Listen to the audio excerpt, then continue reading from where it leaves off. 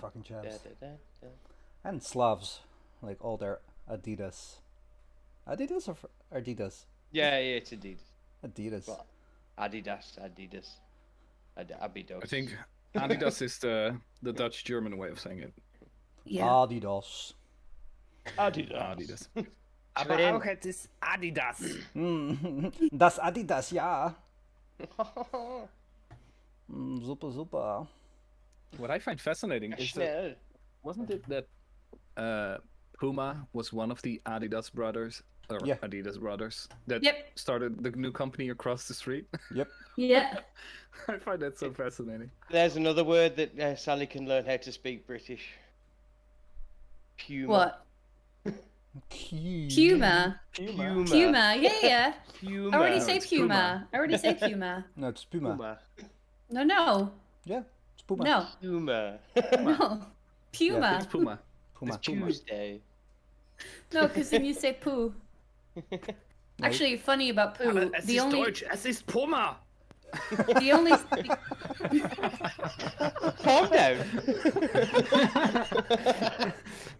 Wars Didn't were know fought you over could this. offend. es ist Puma. Funny thing about poop. yeah. So that was one thing. My partner John, the only sentence he can say in English is "poepen" of in Dutch is "poepen op oma," and I do not know how he What? combined those words, but that's the sentence that he knows in Dutch. He knows like lekker, super lekker. Neuk in de Look keuken. it. No, Oh not no, even nuking in the those. coconut. No. For some reason, every time in abroad on holidays, when someone says, "Oh, a Dutch person learned me a Dutch saying," they say "neuk in de keuken," and I do Neuken. not know why. Where this Neuken in stemmed the from. quaken. Yeah, but it's funny because it's got that little rhythm to it. Yeah. And it also means fucking in the kitchen, doesn't it? Yes. Yes. C'est a double entendre. Mm-hmm. Less double Neuken in the entendre than just plain vulgar.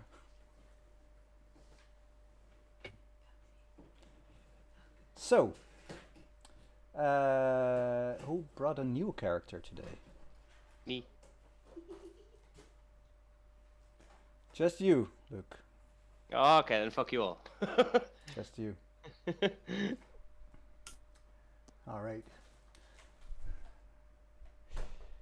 We zoom in on a black and white screen. It's an old CTR monitor. And on it is a rerun of the 1980s Super Bowl. We zoom out, and coming into frame is our old pal, Judson. Judson, what have you been doing in the past 3 months?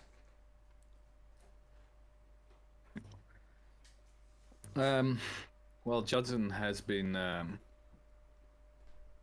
hard at work, as usual, training his body, trying to live his life without being interfered too much by the memories of war, so to say. So he has dutifully went to a support group Mm-hmm. to handle his PTSD and the things that happened on our last session. All right. Did he talk about them? Well, I think Judson would have found a way to maybe like almost use a code language to describe what actually happened in a more sensible way. So he would talk about, for example, in a past experience. I think like the first Gulf War would have been before 2003, right? Yeah. No, which good. That was when we invaded Afghanistan. Yeah. No. The first Gulf War in Iraq. Was That was- 1980. Gulf War is like in the Oh, yeah, 90s, yeah. right? 90s, yeah, Late 1990. 91. Yeah. I thought the 90s, yeah. So he would basically describe the woman from the last session being an Iraqi woman who indeed got stuck in like a tank or was locked up somewhere, and through that coded language be able to talk about things he cannot talk about. All right. Do you... Sorry, my microphone cut out. Do you want to work on something in your home vignette? Who are you talking to? You? Who? I'm talking to you, Jet. Okay. And what do you mean exactly? Well, the home scene is where you try to repair your bonds if you broke them, but also try to gain back sanity. Oh, like that. Yes. Yeah. I did not lose sanity last session. I did lose hit points. Mm-hmm. So does that work in the same way? Do I just regain that after a session, or? Well, if you don't do strenuous activity and such, you can indeed regain some hit points. Let's see in the handbook. Where does it say? Like, I would consider like Judson is a very organized person from his military background. He just he does his things to handle life basically. Mm-hmm. So if he doesn't lose sanity points, he would basically consider everything just his job. So like he doesn't go to a psychologist, for example, or something, just for his PTSD and stuff like that. But like he would not do anything about it, even though that might be unhealthy. All right. Well, in that case, let's just say that during your home time, without very strenuous activity and you don't do anything weird, you just regain your health points. Awesome. Yeah. And as you're looking at this rerun of the 1986 Super Bowl, there's a knock on the door. I grab my handgun under the table immediately. All right. And instinctively, and I like holster it behind my back in my pants, and not in front of the door, but just besides it, so I don't get potentially shot from the door. I ask, "Who's that?" Package for you, sir. What company are you? UPS. It's a return. I imagine Judson has some way of looking outside, so I takes a figured look. there's a peephole or something. Yeah. yeah, he takes a look if it's actually a delivery guy. Looks like one. Opens the door carefully. Takes the package. All right. Guy says, Does it? "Thank you." Yeah. He just turns You around too, and man. walks away. It's a return package, Judson, but you don't remember sending any packages.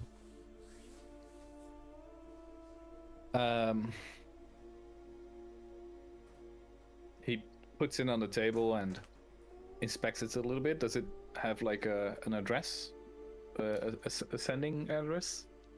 Your address. Plastered over whatever address there was under. Just says return package.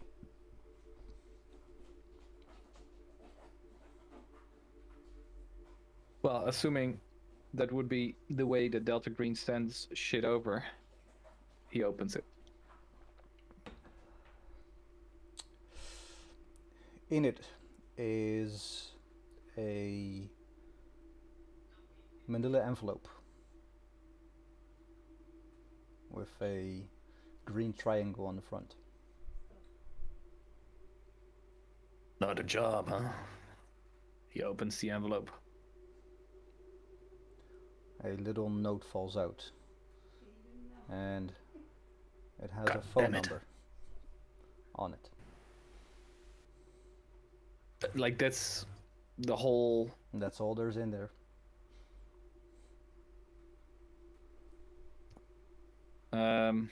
He grabs his specific burner phone for Delta Green related interactions.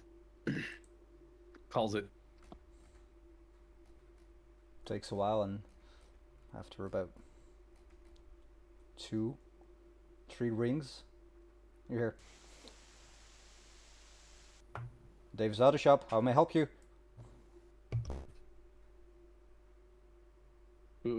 Would Judson know this to be a code? Yeah, sure. I was called from this number. Right. Sir, do you have any experience in theoretical mathematics? I have theoretical experience in mathematics. Well, let me ask you differently. On a scale of 1 to 10, how well would you say you understand physics? Like mathematical physics. I'm looking on my sheet. Let's see. A 2. It's 20 on my sheet.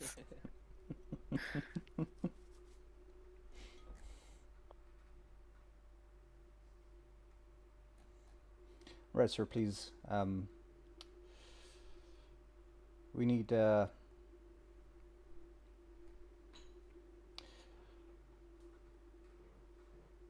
know the drop point. More information will be waiting for you there. Good. Hangs up the phone, knowing that that's all he's gonna hear, probably. Yes. That's all you're gonna hear. You make your way to the drop point. It's like a street light and an abandoned parking lot just outside of your house. But 10-minute drive. You open it. And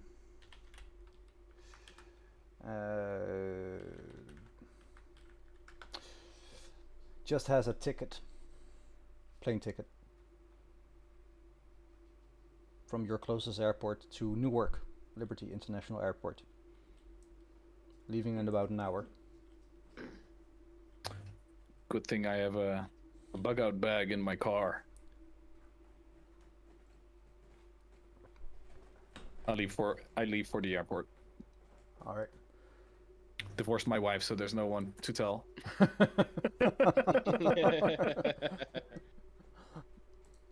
What's your wife? Is she one of your bonds? No, but my daughter is. All right. What's her name? Oh, that's a good one. Did not write that down yet. I'll think about it. Weird name, but okay. Yep. All right. Raven. Hello. 3 months have passed. What have you been doing?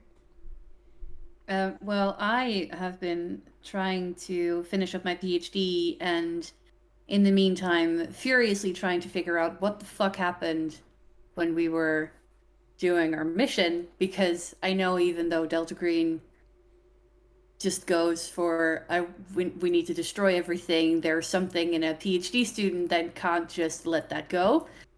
So trying to sort of, and that's why one of my bonds is the librarian in my university, trying to sort of get through her to get through books on other weird shit that has happened, and stuff like that. So yeah, I've been trying to write up my PhD, which is super boring. Which is and in the meantime, responsibilities, I imagine. Sorry? Which would be fulfill responsibilities for personal Yes. pursuits. Yes, all right. Yes. Did you lose sanity Yeah. before? No, right? I didn't lose anything. No hit Yet. points. No I know. But last round, I didn't lose anything.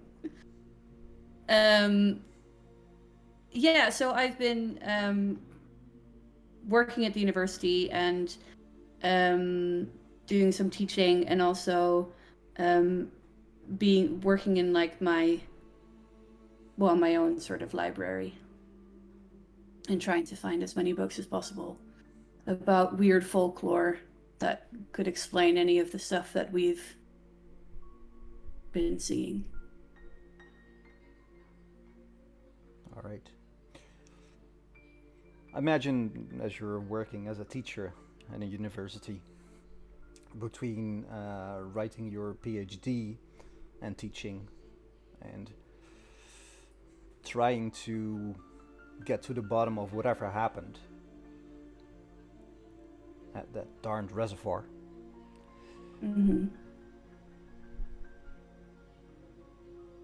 There is a moment that you need to eat. Mm-hmm. So imagine you would make your way to the cafeteria and stand in line, get the soup special for today, Perfect. sit down at a bit secluded table inside the cafeteria. And after about a minute or 5, 6, a youngish looking man steps into the cafeteria, sits down at the table next to you, takes out a book with what looks like the curriculum, the student homework and everything, and he looks over to you and is like, "Excuse me, how's the soup today?" Pretty shit, but it's the safest option. Do you kind of look out of place here, if you don't mind me saying so, ma'am. Do you teach here? Yeah, I do, but I'm also a student. Oh, well, that's peculiar. What subject do you teach? So the sort of cross between history and biology. Really? Is there a lot of overlap in those two subjects? Depends on where you look. But yeah, I mean, I mostly teach history. Ah, sounds like fun. I have this homework here, and it's about theoretical mathematics. Do you have any experience in this? No. I mean, I might be able to help you with the theory, but not maths. I know people if you need help, but no. Sorry. All right. Well, thank you for your time. And he stands up. And as you look to your right, you see that he left a little bag on his chair, next to his chair.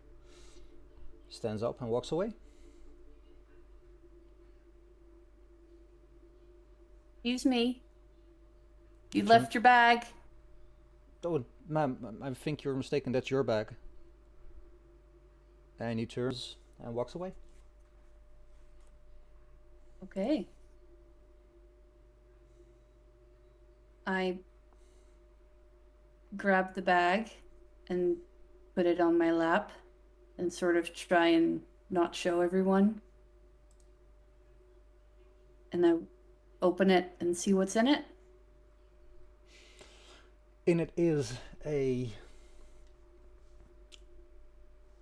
like a folded up newspaper. And as you open it, you see that it has a plane ticket on the 2 p.m. flight to Newark, New Jersey. Okay. I look at the time, which is 2 hours before the flight. Okay, Exactly. good. Shit. Okay.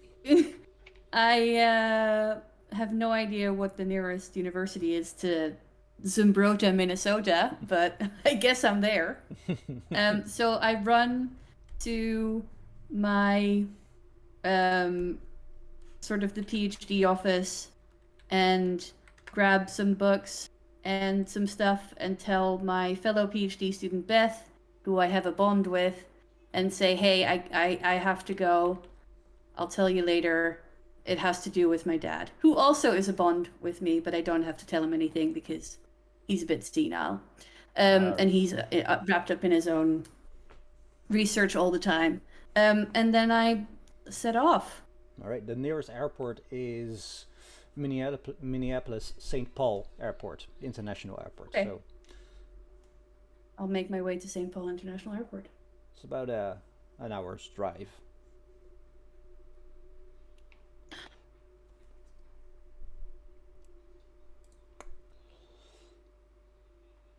Judd,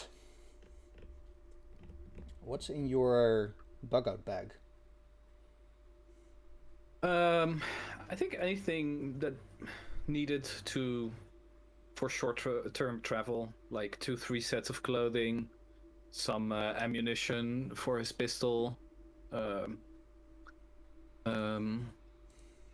flashlight, stuff like that. Just for anything necessary like the minimum necessary for an operation. All right. And you're sure you're going to be able to take that on a plane?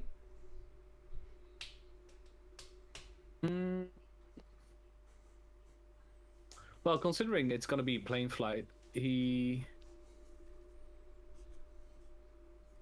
in 2003, right? Yes. Yes. Sadly, post 2003 9/11. America. Like, no way in hell you're going to bring a gun or ammunition on a plane.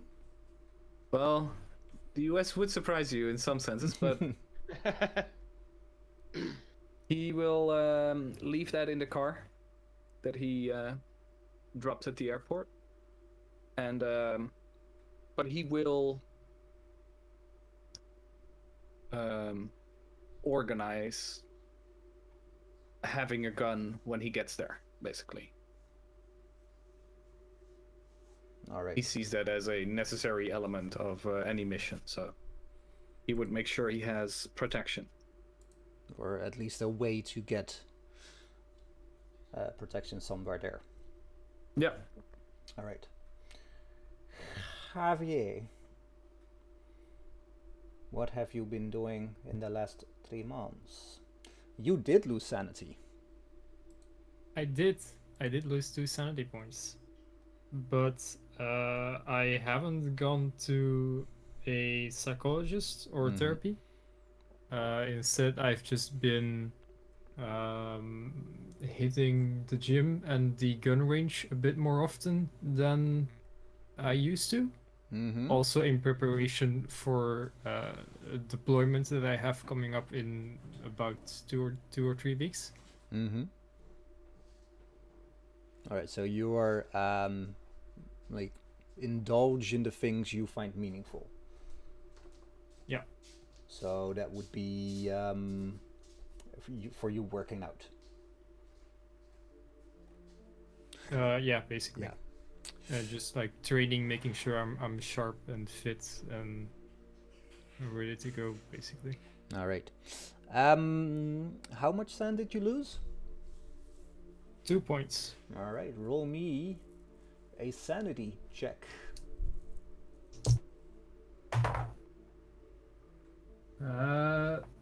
50 out of my current 68.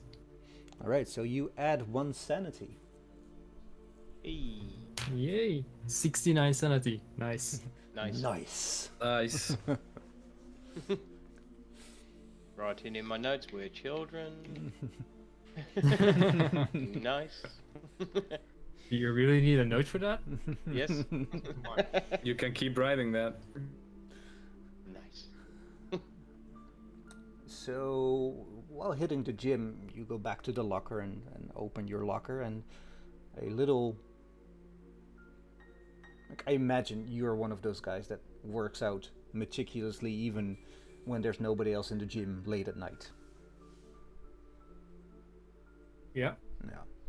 So, as it happens, tonight you are working out. And you open your... No, let's say it's early in the morning, like before anybody is there. You're right, gearing up, ready for the day. And after your 6-hour workout, you head back to your locker, open it, and a little note falls out.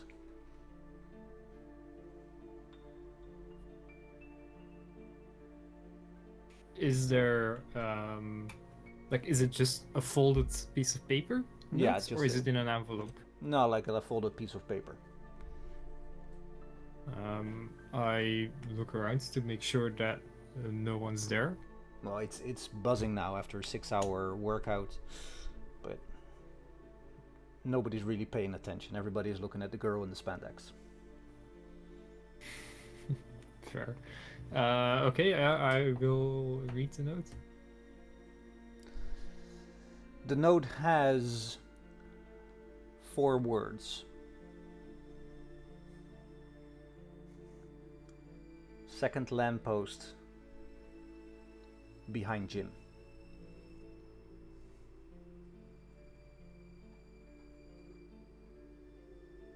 Okay, how do you call it? Like, scrunch up the note. I roll Yeah. it into a ball of paper. Toss it in the bin. Ah, I was And hoping you would say I eat it.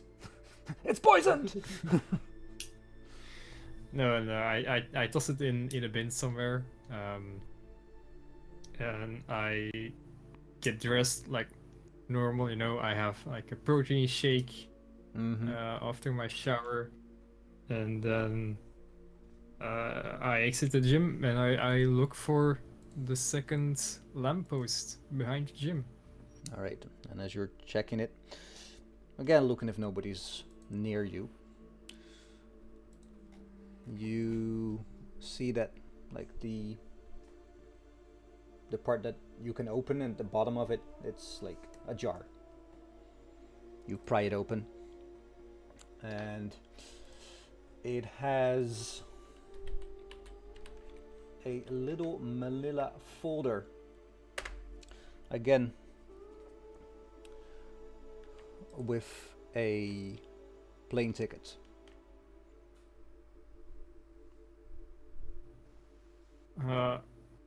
I will take that to my my room and read it there. Like, I put it in my gym bag for now. I go to my room and then I will open the manila folder, look at the plane ticket, and see what's inside there. All right.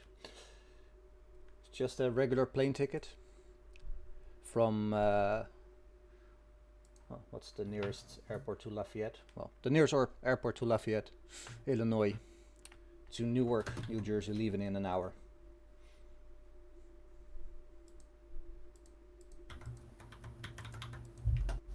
And inside the manila folder, or is the plane ticket inside the manila folder? The plane ticket is inside the manila folder. That's all there is. Okay. So yeah, I prepare.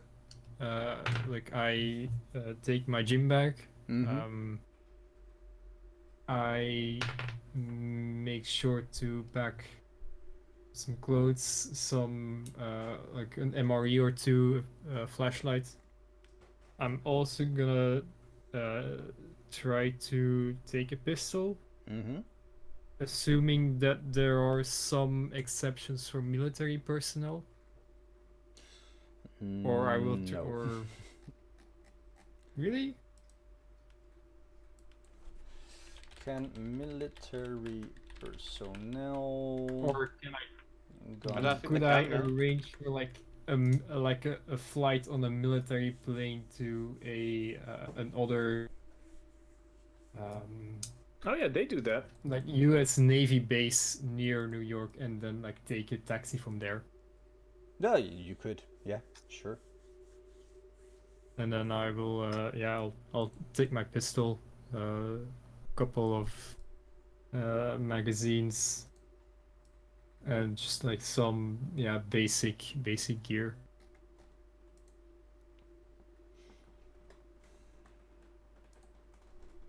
All right, all of you arrive. Don't worry, Luke, I haven't forgotten about you.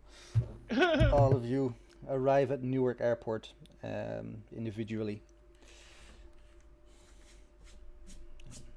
There's a man with a sign at baggage claim, just behind baggage claim, that says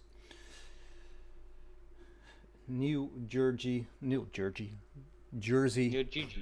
New Jersey International Model Train Enthusiasts Summit, with a little green triangle above the eye in Summit. You all know that this is the guy you need to follow.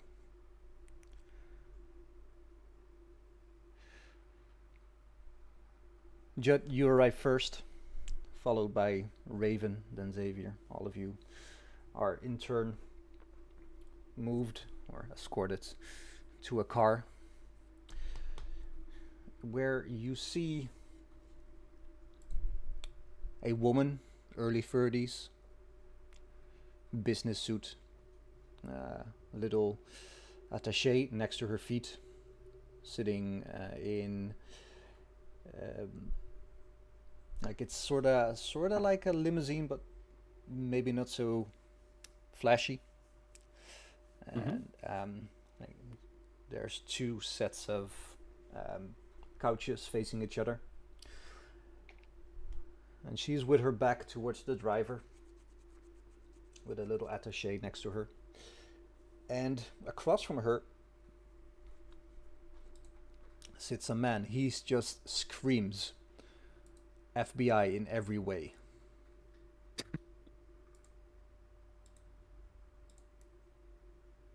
Walker. Mr. Walker. Special Agent Walker. Special Agent Walker. How did you arrive in Newark, New Jersey?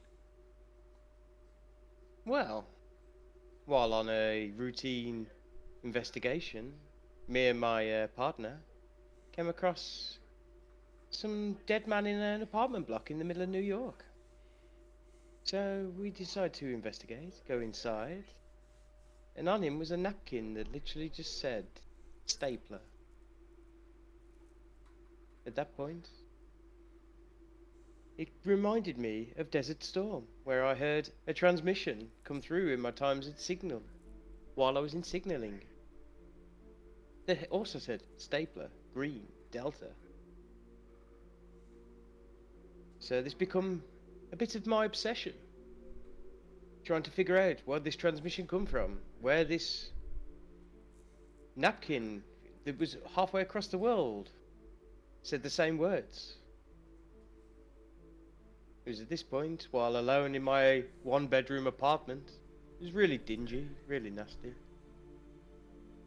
I also received a plane ticket under the door. So I'm unsure why I'm here.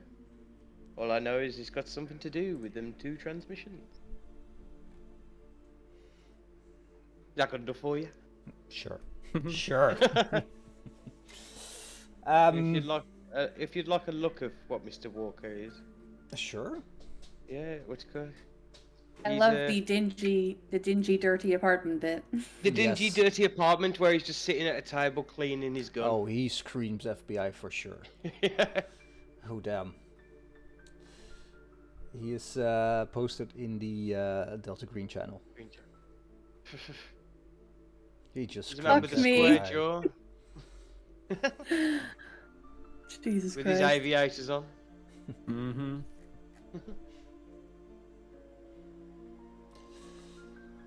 And as the last of you step into the car, you hear the woman say, "All right, we're ready. We're all here." Driver, without saying a word, starts the car and you drive off. Woman looks at each and every one of you in turn and says, "Guess you're wondering why you're all here." This morning we got a notification through one of our channels that there has been a murder. A murder at, well, let's just say some signals came our way that a man has murdered a family and then killed himself, which in itself is not nearly as spectacular to get the attention of the group. But this man has also spray painted a number that has flagged our systems as a possible paranormal related number. It's your job to do the following. Determine if the murderer distributed the number in any way or form besides the crime scene. Think about phone, fax, email. Locate the murderer's notes and works on the number and destroy each and every trace of it. If possible, destroy the number inscription at the scene and all photographic evidence of it in the hands of the authorities. Locate any exposed to the number with mathematical experience and report them to the agency. We know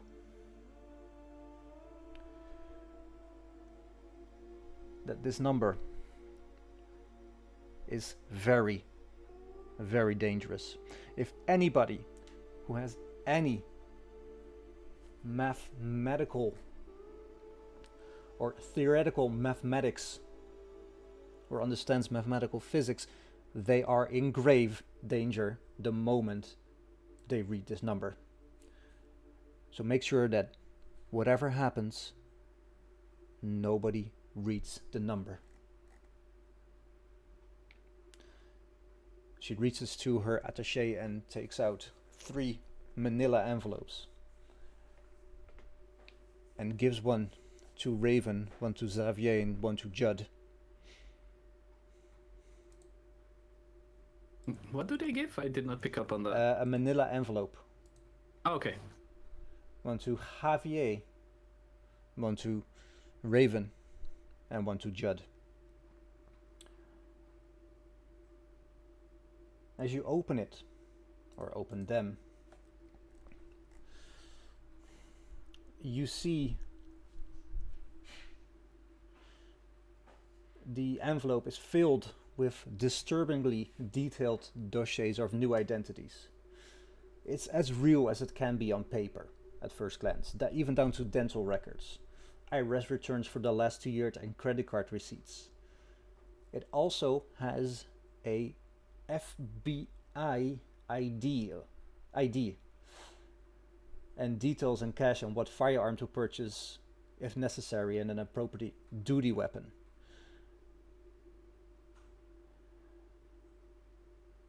And what strikes you as odd is that this little ID has a picture. Your picture. From your driver's license or from your passport. Delta Green has it and used it to fake a FBI ID card for you. Judd, you are in the National Security Branch. Mm-hmm. Raven, you are in the Science and Technology Branch. And Javier, you are in the National Security Branch, detailed Homeland Security Branch.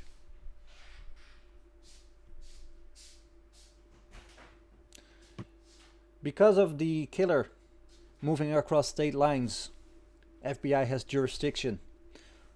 That's how we came across this ample opportunity to provide you with FBI identification.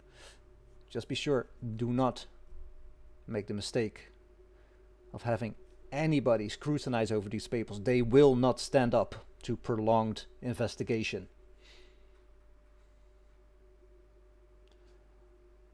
As this man, and she points, fuck, what's your name again?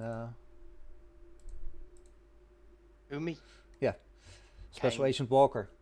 Special Agent Walker is with the FBI, so he has the lead on this operation. You do what he tells you in terms of FBI lingo, FBI hierarchy, and FBI conduct. Again, these will not stand up to prolonged scrutiny. All of these IDs have names on them that you do not recognize. Raven, tell me, what's the name that's on your ID card?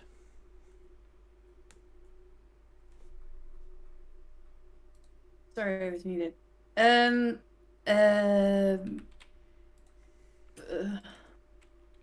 That's really hard. Weird name.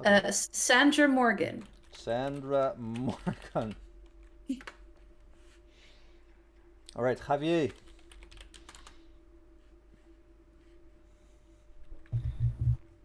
Yeah, hang on.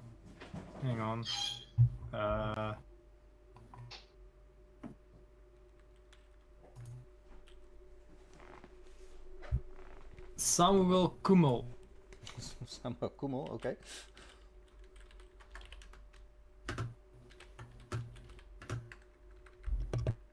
And Judd, what's the name on your ID card? It's Samson Woods.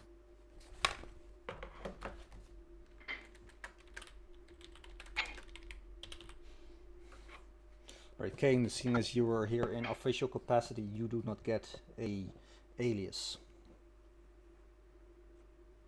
I'm just going to say he looks visibly confused of why everyone's been handed fake IDs right in front of a federal agent. All right. The driver looks back and says, 2 minutes. Oh, shit. All right. So, the special agent on the scene, the one who has seniority and is Special Agent Canor.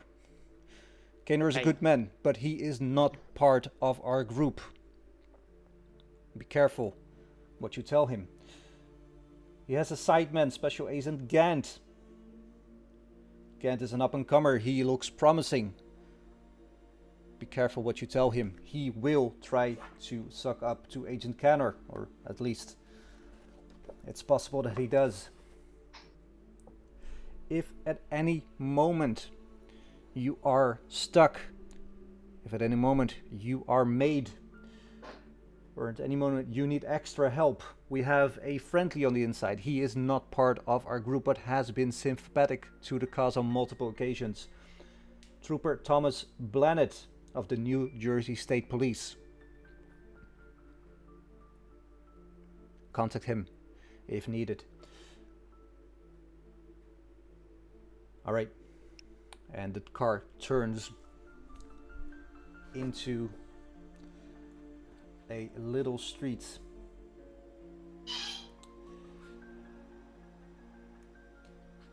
And you can immediately see,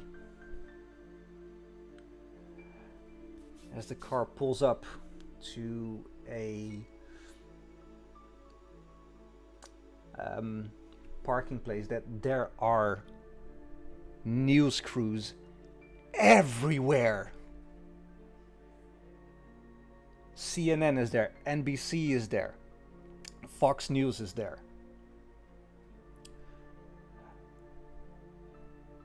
All filming, all looking at this murder scene from afar.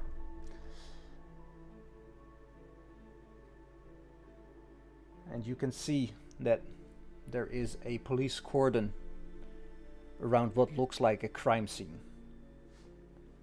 The woman looks at each and every one of you in turn and says, "Good luck, we're all counting on you."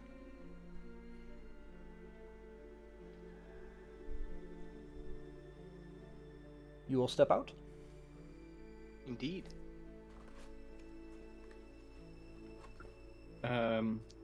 Judson puts his sunglasses on. Doesn't like to be in the public eye. All right. He also has a pair of aviators in his jacket. It's a look. It's very FBI.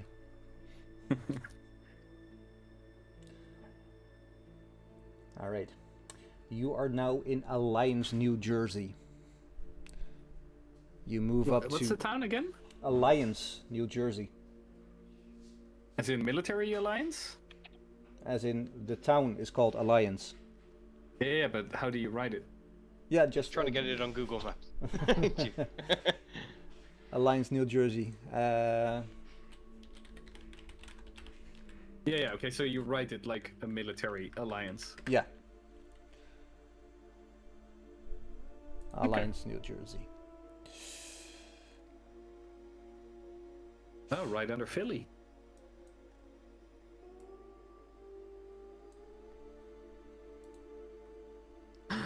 We're so close to Joe, we could visit him. There's a bearded man in Titusville. Yes. Oh no, we're supposed to kill vampires in this game. Shit. No idea what's going on. No, it's a guy we know. One of our friends. The one that's sitting in the other channel right now. Yes.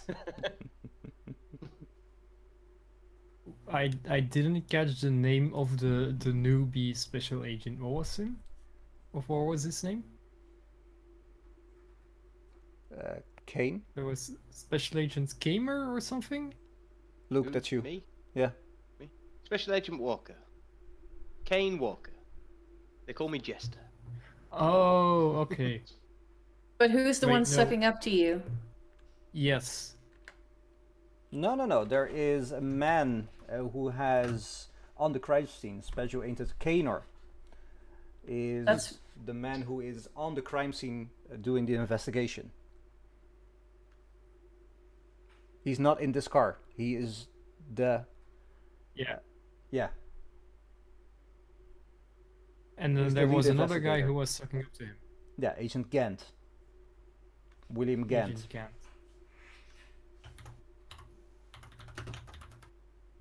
Okay. Well, like the chart? What do you mean? Gantt chart? A Gantt chart? No idea. Gant. Yeah. No. Gant. And this Thomas Blanet of the New Jersey State Police, Mm-hmm. do we have his contact details? Is he around on the crime scene? Well, let's find out. As you arrive at the crime scene, there's people making pictures.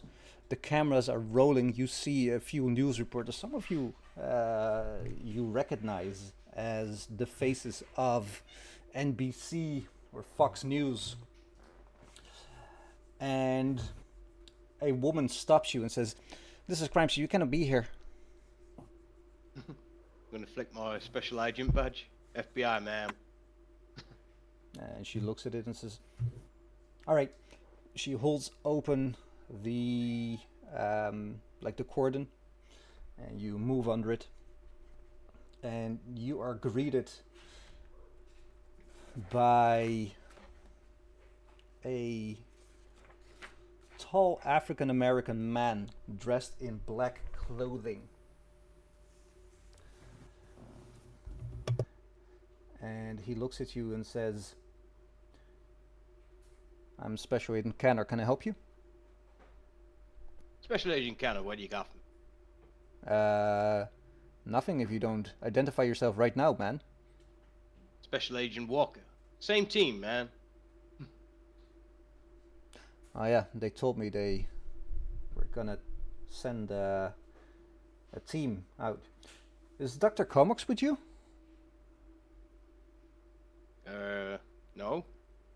and he like I'm sorry, I'm from the New York office. Yeah, but I know that the FBI would send a team.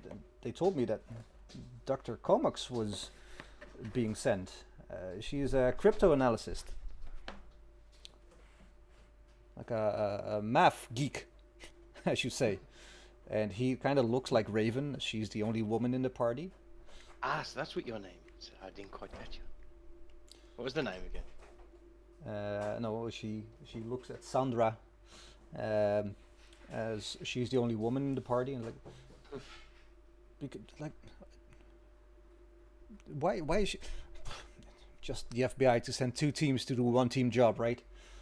Oh, Always. bureaucracy, man. You can't blame him, man. Right. They're nothing if not wasteful. Anyway, so what we have here is the perp's name is Michael Way. He looks like he, well, from what we can tell from his timeline, is that he drove from New York City to Teaneck, New Jersey, purchased ammunition for a Remington shotgun, drove 10 kilometers to Alliance, and entered the home of the victims, Mr. and Mrs. Ridgway, and he, well, there's no other way, he slaughtered them, all of them. There were 16 shots, and we can say that the last person, well, there were 15 shots, and the last person, he looks like he missed a few times and killed it right here on the driveway, or in the parking lot. That's when people saw him. 911 was called. Well, the police arrived in nick of time. Well, not nick of time, but they arrived after a few minutes. From what we can tell from eyewitness testimonies, that Michael Way, he spray painted a number on the parking lot wall right there, and he points at a number with a police tent just in front of it. You cannot see the whole numbers. All you see is 99202. And then he shot himself in the face, damn near took his whole head off. That's where we are. I know that the city police of Alliance wants to wrap this up quickly. I can't blame him. This is the biggest thing that happened here in the last, well, nigh on 20 years. Do you have any questions at the moment? Is there any connection? Sorry, Yeah, go ahead. sorry, Karen. Is there any connection between Michael Way and Mr. and Mrs. Richmond? Ridgway. Richmond? Ridgway. Well, I was going to ask. Not that we can tell at this moment. Mind you, we're fairly early in the investigation. It all happened nigh on 4 hours ago. I think that's part of the reason why you're here, no? Yes. Yeah, so what We're just confirming facts, man. All right. But my understanding was also that we are here because some number doesn't really ring a bell. Yeah, and that's why I thought The that. investigation? Yeah, that's why I thought that one of you was Dr. Comax, because we cannot make heads or tails of this number. It doesn't add up on anything. I looked at it, added all the numbers up, and I came to garbage. So, but I'm no mathematician. So maybe one of you or Dr. Comax can figure it out. Actually, I'll call the office because I really want to know what Dr. Comax is going to think of this number. So, well. There's no need. She's on leave at the moment. We've got Agent Sandra Morgan here. She's the protege. Well, that doesn't she's on leave.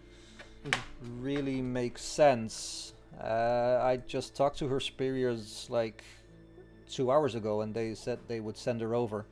I mean, Well, Well, I'm just maybe being it was told, so I just. some miscommunication. While we're here, we'd like to take a look at the situation so we can start working. Time is of the essence now. yeah, and he looks at you, Jester. Gonna have you roll this. Ooh. So- Roll this indeed. DM, after this, could you reiterate what Delta Green wants us to do exactly? Yes, for sure. Roll me a, what was it called again? Persuade roll. Me. Yes, you. 31. Under, over? I'm looking. Persuade. Where is it? Over by 9. Over by 1. Oh, but. Oh, yeah, never mind. Over by 1. So he looks at you and I'm gonna turn you over to Special Agent Gant here. Gant! And you see a pudgy little man turn around. Short, stocky, dark hair. At first glance, like his eyes just seem like just a bit too much together. Charcoal gray suit and a pair of tinted sunglasses. And he looks around and catches Special Agent Canor's eye and excuses himself to the people he's talking to and moves your way. Before we continue this, what Delta Green wants you guys to do: determine if Michael Way distributed the number in any manner besides the crime scene, such as phone, text, social media, or email. Locate Michael Way's notes and other works on the number and destroy them. Destroy the number written at the scene and all photographic evidence of them in the hands of the authorities. Locate any individuals who have been exposed to the number and have mathematics experience and report them to your case officer. Once these actions are complete, contact your case officer for further instructions.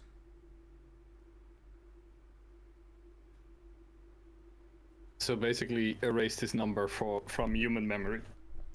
Yes, in any way, shape, and form. Yeah, I was asking because it's very tempting to see this as a murder mystery. Indeed. Indeed.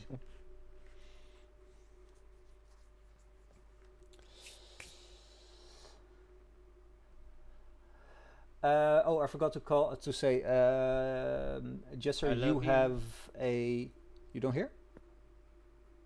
No, what you went, I'll call to say, and I went, I love you. So. I forgot to say, Walker, you as the leader of this operation have a burner phone that has your handler's number in it. Is it a flip phone? It is a flip phone, just for you.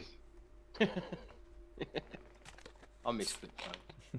Can I just ask? We can see the number because none of us know anything about theoretical mathematics. Pretty much. Pretty much. So, who knows? Can I speak to Special Agent Ganthan, please? Special Agent Gant, yeah, he walks up, looks at you. Hi guys. You are from the New York office, yes? Is Dr. Comics with you? No. Ah, that's a shame. So what are your names? I'm Special Agent Walker, man. My name is Samson Woods. Special Agent Pooch, yes? He looks at you. Sandra Morgan? Special Agent Morgan, welcome. And you, sir? Special Agent Kummel, Homeland Security. Ah, okay. Well, I don't know how much Agent Canor told you, but we have 6 bodies, 7 if you include the perp. It's a pretty clear and cut case, but this number, it's weird, right? Do you have any questions for me at this moment? I was just wondering, how have you actually identified the deceased? Oh, that's easy. And he points to a little tent and says, we have his wallet in there." May we look at said wallet? Yes, of course. Yes. Also, the rest of the crime scene is open for you. So if you have any questions or anything, just yep. And he, like, his name is called somewhere, and he turns around, holds up his hand. Special Agent Gant, if I may. Yes, yes, sure. Who was the police officer first to arrive to the scene? I would like to talk to them. Oh, that's State Trooper John Davis. Is he around? Well, I don't see him right now. Well, I can call the police station and just have him report here again. Yes, please. That would be helpful. Thank you. All right. Well, yes. I have to say that. Well, we have good relations with the head of the police here, Police Chief Upton Weeks. So I'll give him a call and have John Davis just turn up as fast as he can. I'm sure he will be more than happy to help. Is there any other questions at this moment? Well, yes. I have a point of order. Considering this investigation, you're our contact here. Do I understand that correctly? Well, yes. Well, of course, I and everybody else here refers to Special Agent Canor. He is the lead investigator in this. But anything you need, I'm more than happy to help. Sure. Yeah. Okay. I want you to know, and I would appreciate if this would stay between us and the lead investigator, but we have some indication that there might be something at hand outside of a, well, I would not like it to call it, but a simple murder case.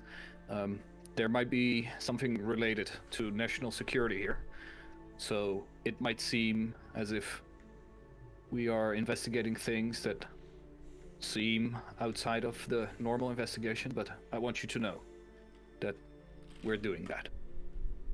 Well, Special Agent Wood, I'm sure that it's pertinent to leave no stone unturned, and if there's any possible indication of a threat to national security, to the security of this great nation that we all live and die for, well, hopefully live longer than die, no stone can be left unturned, and we have to get to the bottom of each and every lead. So I'm more than happy to help. If you excuse me, my name's being called. Is there anything I can do for you at this moment?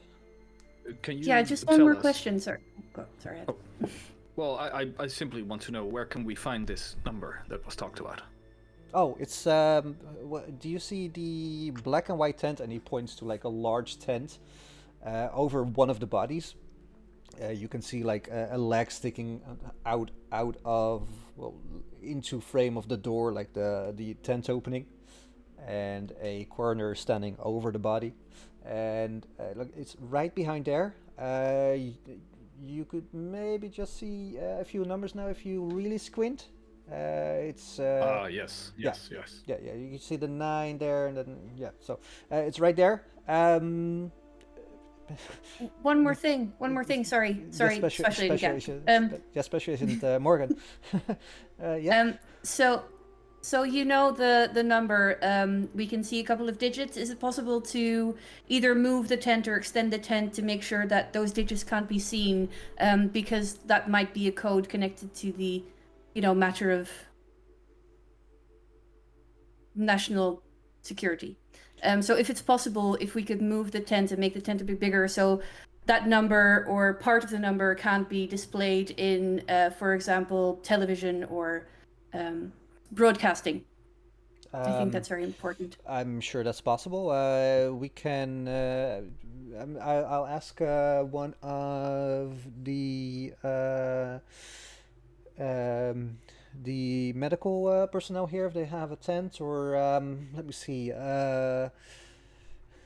It's not really pertinent to move the tent with the body there, and we can't move the body. So just an extra tent or any other piece of cloth that we can attach to, or maybe even hang over the number that's spray painted. Yeah, I don't really think I have a cloth. Maybe I have one of those blankets. Give me just a few minutes and I'll get back to you. Sure, thank you so much. I'm more than happy to help you, Special Agent Morgan. And like he talks to the men in a certain way, and like he's like a bit like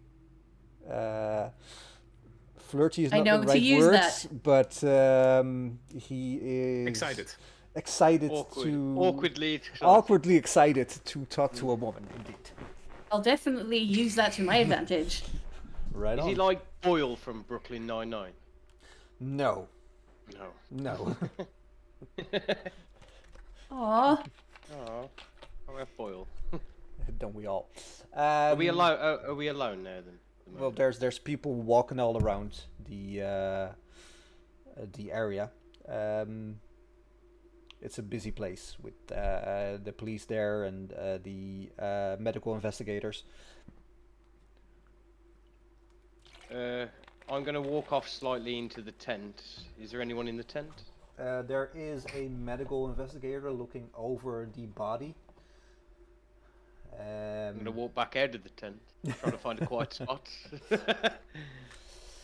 Can I just find a quiet area? Just well, with your alertness of 50, you would see that there is a spot like between the tent and the number. Actually, that's pretty a bit off to the side, which would be pretty as solitary as you can get it on a crime scene, basically. I was going to say, because at this point, Agent Walker doesn't really know that he's part of something bigger, like with Delta Green, that much. He's a bit confused at the minute, but as you say, he's got this burner phone with one number in it to his handler.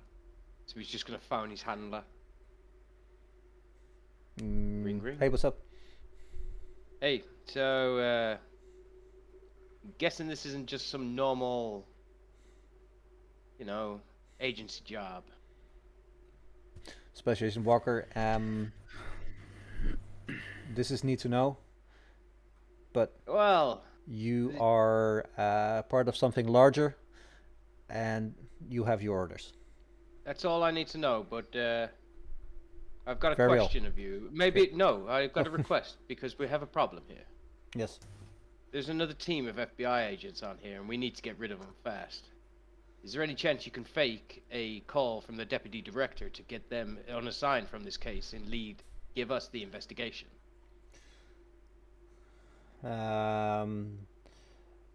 Well, that's a pretty tall order there, Special Agent Walker. I'll see what I can do, but no promises. Rightio. Just do your damn job in the meantime. I'm gonna slam my phone up. Yeah, you do your fucking job. We should have told him about the doctor that we're waiting for. Dr. Comox? I can't remember. Yes. But hey, I guess the phone call's over. So what do you guys do?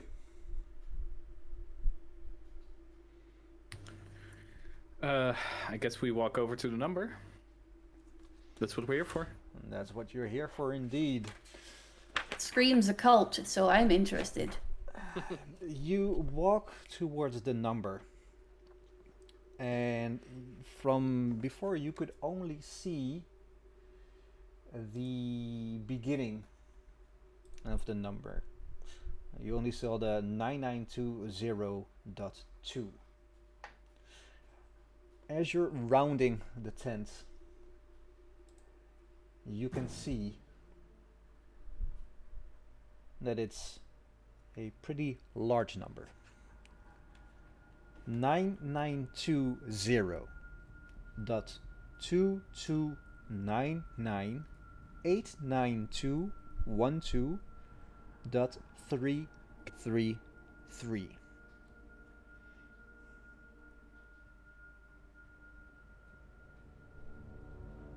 Does that ring a bell? Not to say that it's a telephone number, but Well, just make your imagination go wild.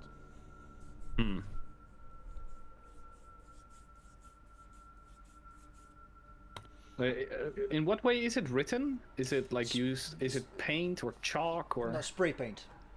Like he spray painted it on the wall. Is it Is Must be a the massive Canor- hole. Whoa. Yeah, eager. Go ahead, someone. Yeah, someone. Jeroen.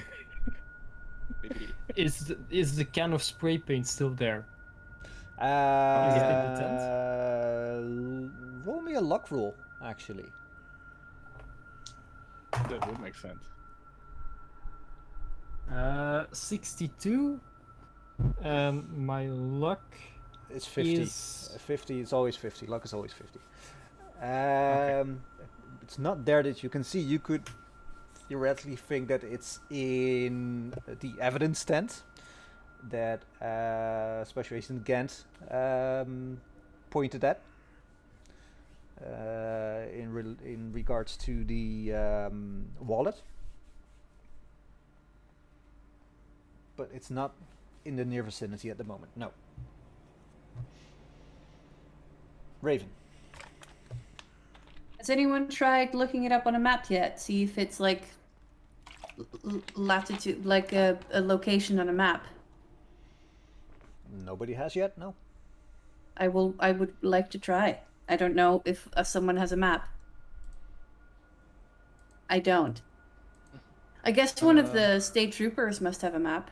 Or one of the police officers in their car. Yeah, we could ask for it. Someone local would have one. Yeah. Maybe ask Gant Well, if he can get me a map. I'm sure he can.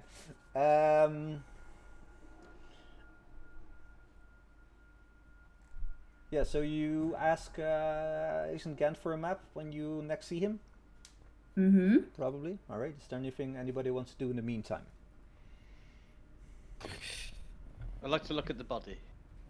Or talk to the medical bloke. The body. Me too. Alright. There is one body on the parking lot, which is a victim that you know from the explanation that the FBI agent gave you. There is one other body that's the perp, Michael Way, and there is 5 bodies inside the house. Which bodies do you want to investigate at the moment? The perp, please. The perp. All right.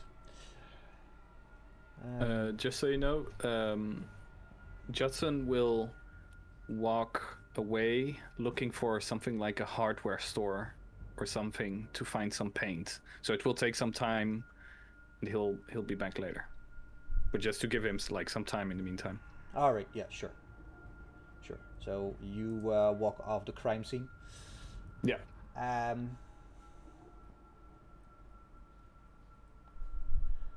All right.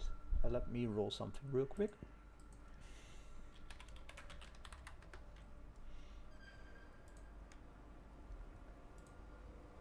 Ooh. All right. You do that. And Special Agent, you walk towards the body of the perp. You see that it is... well, he's a little shorter now that his head is gone, but there is a large pool of blood covering the surrounding area of this body. Sweater, jeans, Adidas shoes, Puma jeans. Yeah, what do you want to do?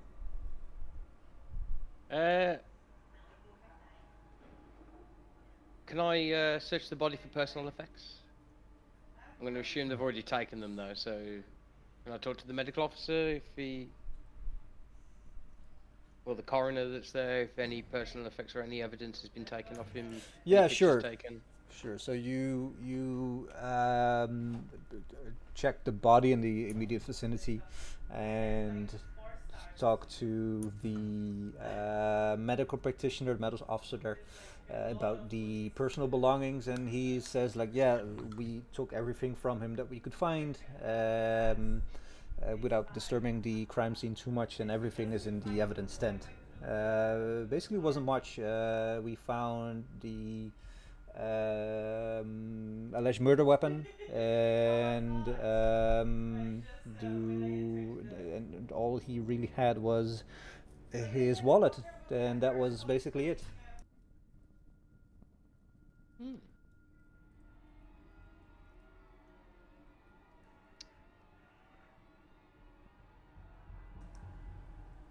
All right. Any markings on the body? One alcohol, please. There are no markings on the body that you can tell. But it's a bit difficult to see because basically his whole head has been blown off. Raven, have you ever seen dead bodies before? Well, the Shot in the person last face, time. yeah. And people who shot their own face off. It's a gruesome sight, so give me a sanity check. Oh, shit. Well, you'd see gruesome stuff in like in a PhD for biology, I'd imagine. All the time. No, let me roll. But then again, not a dead body of a human, would you know? That shot his own face off. Yeah. Basically all you see is like a part of the lower jaw with some teeth sticking out and a mush sprayed over the parking lot. Oof. My sanity is 75, and I rolled a 74. Oh. Wait, So that's you good, made right? it. Yeah, Yes. yeah. Under I is did, good. but like with one. Yeah, like Yeah. you stifle a shiver. Almost puke, but you're holding it together.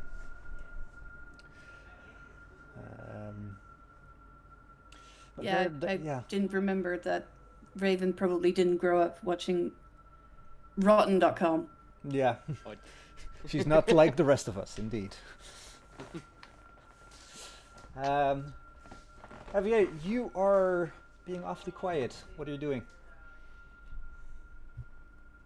Well, I've joined them in the tent, but just like for my like understanding of the space, there are two corpses in the tent, one being a victim, one being the murderer.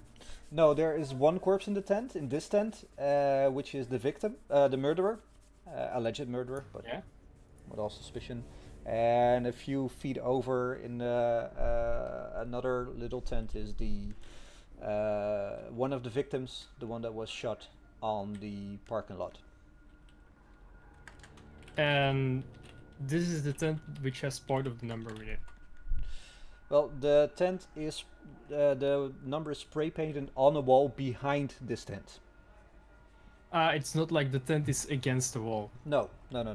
But what he basically did was, from what you can tell, he spray painted the number on the wall, took us to a few steps back, and shot himself in the head. Okay. All right. Okay. No, that's cleared that up. Thanks. Mm-hmm.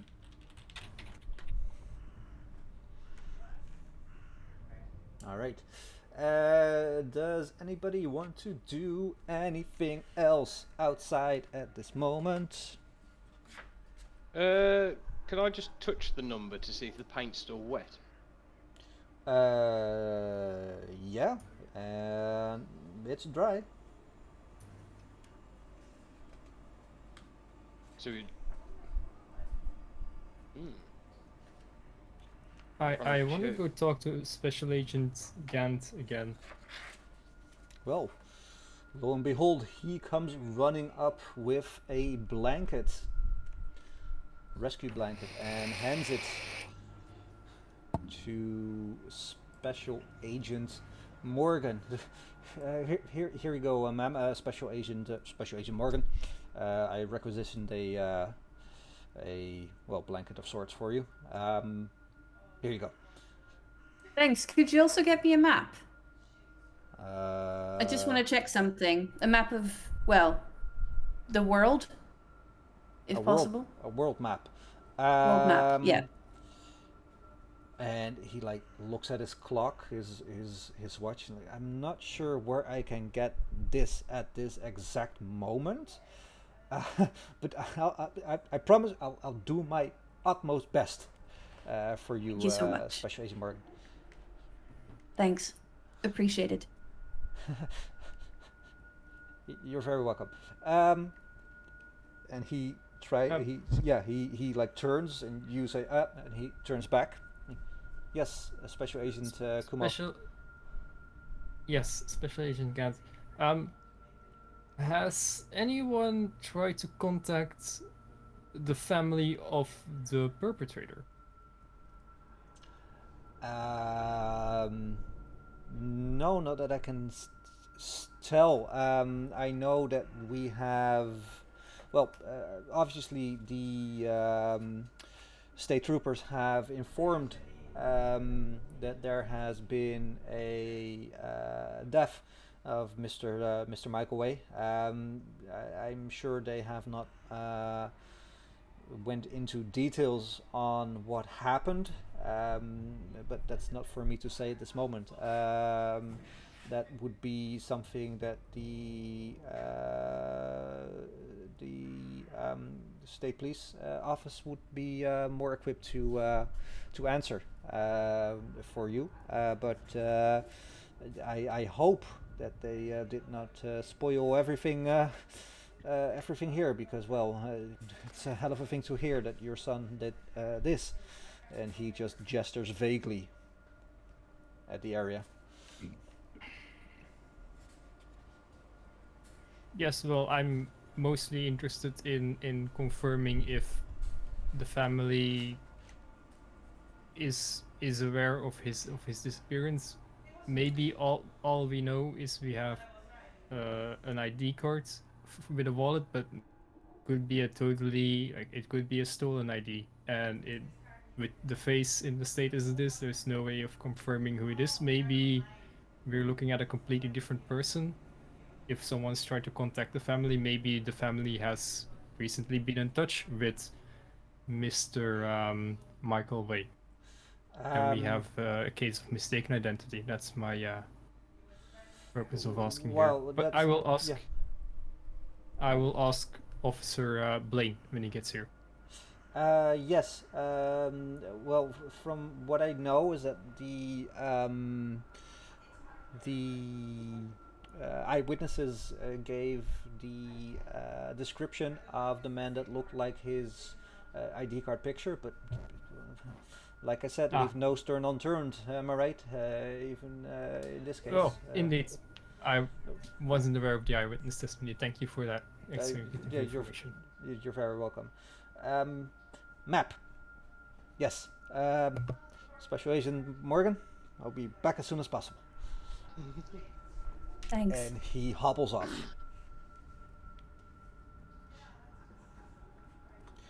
What guys. do you do? Is the Judd done shopping? You tell Can I me. can I go pee? Yeah, Sorry, I let's. really need to wee. Yeah. So Thanks. Special Agent Morgan just squats in the middle of the crime scene On a body. on a body. It's sterile. Yeah, sure, you can pee. I'll go too. Thanks. By the way, I'll be back in 2 minutes. that's a very fast wee. That's a wee wee. Oh, wee wee. Wee. Oh, I'm baguette. gonna get something to drink. Be right back. Yeah, me too. Be right back. We get a nice lolly in a sec. But Sally, Mm-hmm. the paint's dry. Yeah. So how is it even linked to these murders in any way? Why did the FBI think this is linked to it? Well, if it like the paint, it's spray paint, it could dry like within the hour. But we haven't even asked if anyone's seen him painting it. Because if they haven't, then it's just a random number on a wall. Yeah, but like this is what I meant last time. Why it's like we are sent here because there's something about that number. I know In we're the sent end- here because of the number, but why do the FBI here connect anything to that number? Well, I imagine it's because it was painted there by him or something. But like you can ask that. That's what I mean. That's what we need to ask. I'll get Ice Lally. 1 second. Yep. What do we need to ask? Whether like how do we know that this was painted by Michael Way? The number. Well, I assume there would have also been eyewitness accounts of him painting it, or at least of the number not being there before this. Yeah, but I was telling Luke that like in the grand scheme of things, considering what we have to do, it's not even important. We just have to get rid of the number. Yeah, the evidence. But yeah, I liked your idea of going for paint, and then just like changing the number into something different. Yeah, like changing at least a 9 changing into an it, 8 painting it somewhere, over. or yeah. Like we could change a 0 into a 9 or something, or a 6 into Yeah, 8. or yeah, exactly. Or like a 3 into an 8, something like that. But before we do that, we need to remove any pictures, because if there's pictures and they don't match up with the actual thing on the wall. Yeah, well, yeah, we need to erase them no matter how. Mm-hmm. Did they say something about it being filed as evidence already? No, it's in the evidence tent. Yeah, we need to. I think we need to check how this number is being stored so far. Mhm. Like, are there pictures of it? Is it in any report? That's why I was Because we trying to need get to the get rid of that. investigation handed to us, like, so then we just get all the evidence handed to us, then, don't we? Yeah. And we need to make sure that that doctor doesn't see it. The doctor cannot be there. She can't see Yeah, it. That's why Judd is buying paint from the hardware store, just so we could at least maybe change the number right now. So it's like if we Or start remove- painting over it, it's Remove the last digit. yeah. Well, we're gonna get rid of it in the end, but like just as a measure right now that it's not recorded in another way. And if it's recorded, it's wrong. Because if we start covering it, we might actually put more eyes on the situation than we want. I want to try and work out what the number is. I bet it's to nothing, really, is it? But Well, if Delta Green is anxious about a number, it probably is something. no. Like, I'm looking at the Bible, chapter 9. What's verse 9:20 or? I'm thinking more in terms of it's basically a mind virus that if you understand the number, it fucks you up or something.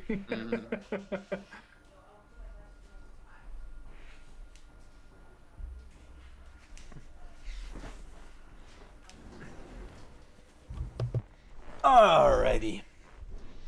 Alrighty. So, what do you want to do? Eat ice cream. Besides eat ice cream? Don't tell Joe. Is Judson back from the hardware store? Judson is back. What kind of paint does he have? Well, he would have looked for the same color spray paint. And what he wants to do is not actually erase the number necessarily right now, but like in a moment where no one is looking, maybe change a 3 into an 8, make a 9 out of a 0, stuff like that. Maybe add a number in front of it, just so it's at least incorrect if anyone takes notice of it. Yeah, turn the 9s into 8s, and Yeah. the 7s, the 1s into 7s, the 1 into 7. Yeah. Yeah. Yeah, you could do that. It's gonna be tricky, but you can certainly try. Well, I have a blanket, Yeah. so I can hold the blanket in front of you while you do it. Yeah, like we can play it out like we're investigating a detail of the number or something, and I quickly spray paint it over. Sure. Yeah, let's do that. All right. So while you guys move towards the number, Special Agent Sandra Morgan has the blanket, holds it up a bit as if to cover the number, and like standing in, looking back, standing like this, like seeing where the best way is to cover most of the number, or the largest part of the number. It's a big number, so like the whole, like the blanket can't cover the whole number. No. It's a long number. And while she's doing this, both of you roll me stealth. Oh. Oh fuck! I don't. Oh need to shit! get my Mine is rolling so website again. low. Fuck! What was it? You can do it in Google, right? Yeah, just Google roll D100. I failed mine because mine is 10, and I rolled a 28. Oh. Well, it doesn't do that. Wait. Well, Oh, there you go. there's also this website that I use. Ooh, what did you roll?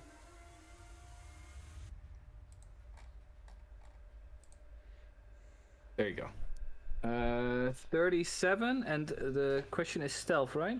Yep. Oop, that's over 10.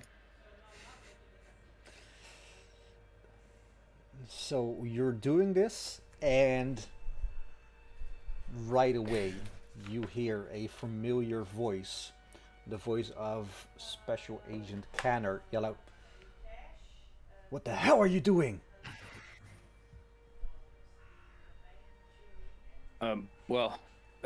We are here on a separate matter, considering this investigation, as it's also become a matter of national security. This number is not for the public eye to see, so as we investigate further, we need to guarantee that this number is not recognizable in the first place. I hope you understand the situation. This man is fuming at the mouth. You are tampering with his crime scene. You are going outside of FBI conventions, and the FBI is nothing if not a stickler for rules. And he looks at you,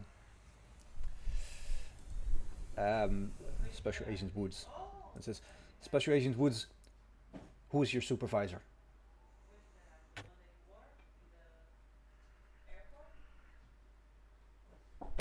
Who is my supervisor? That's a good idea. Well, I have to say, colleague, that I might not be under a full FBI authority here, but Excuse my me? colleague here, and I point to Luke's character. I forgot his name as well. Special Agent Walker. Special Agent Walker can vouch for me, and the need-to-know basis of my capacity being here. All right. You have to roll me a persuade roll, and you'll have a -20. Persuade. Well, that's gonna be. Well, can we mitigate a little bit by Special Agent Walker helping me in this? Well, the first thing is that you said you are not in an official capacity. You are FBI capacity. but you're an FBI agent with an FBI badge. Mm-hmm. So Why I you kept my mouth shut. you introduced yourself as special agent, which is FBI. Mm-hmm. And you're not in an FBI capacity in an FBI investigation on an Yes, FBI and- task force. Okay. I'll just roll. 33 over 10 in that case. Which is, as you know, a Critical critical fail. fail. Oh, fuck.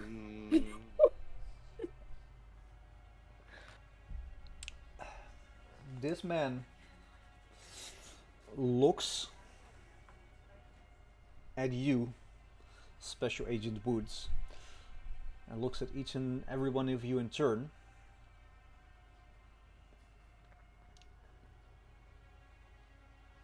Says, thank you very much. I have to make a call.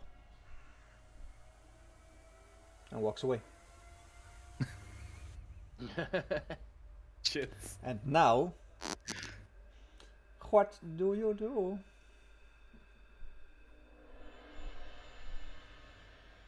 Should I just go?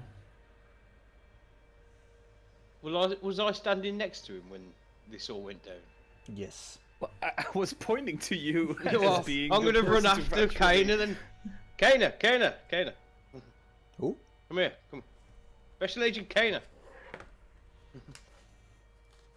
All right. He turns around and says, "What?" Come with me. Too many prying eyes here. He looks a bit confused. Give me a persuade check. What up? No, persuade. Yeah. 15! Oh! I'm gonna share my screen just to fucking prove it. I trust you. Boom! Right. All right. I'll watch the stream. Ooh. 15. Wow. Oh, you're using the And then same persuade roller is- as I do. All right. So he looks at you and like, all right, this better be good. And he walks with you. Now, I gotta be frank with you there. I didn't catch your first name. What was your first name? Agent. Aiden. But call me Special Aiden. Agent Canor. Special Agent Aiden Canor. Special Agent Canor. Please. With the same level. Can we drop the Special Agent? Really? Anyway. these boys ain't and girl ain't exactly FBI. They're part of another three-letter agency that you cannot reveal to the public eye. And as you can see, there's CNN. You know that woman. You've seen her on the TV. There's Fox News, right there. That code on that wall, and you must be sworn to secrecy here, boy, is a launch code. That gets out to the Russians, we're all dead. Did you We must really call change this it. guy boy just now? Of course. You know that this is an African American special agent. This is not good. Oh, should I I just take that the get, boy. should I just get you a shovel so you can just keep on digging, or? Hey, I'm not part of the boomer race. I'm Generation X. Jesus Christ. Son. I'll call him Son instead. He looks at you and like, I'm gonna need all of your badge numbers right now.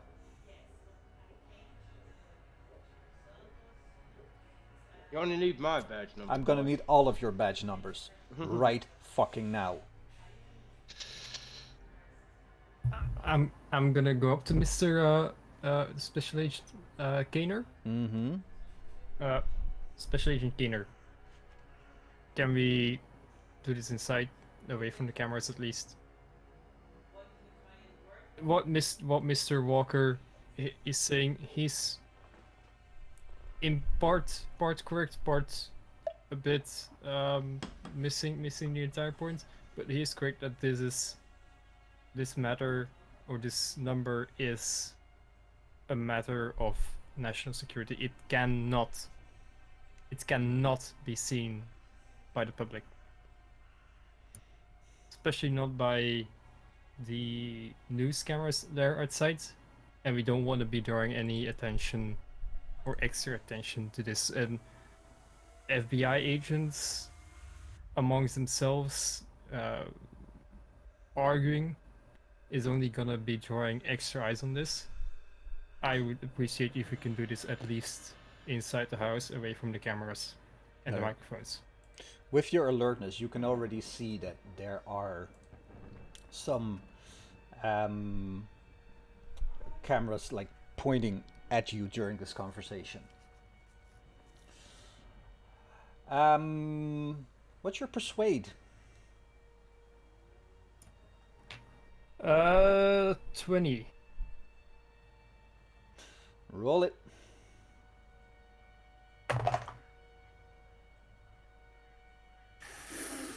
77.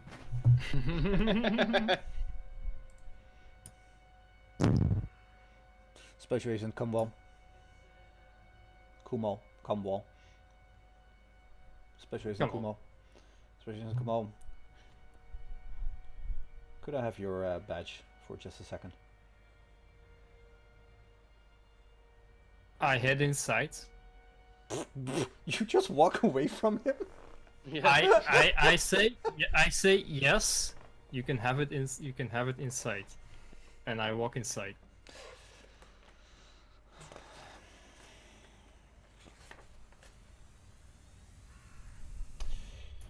He looks at you, dumbfounded for a second.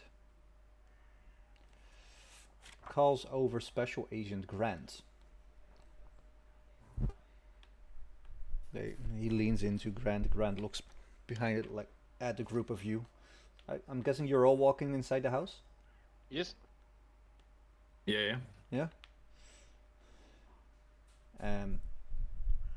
You can tell that they're talking for like 10-15 seconds. And Special Agent Grant just nods. One wistful look. Special Agent Morgan. And walks away.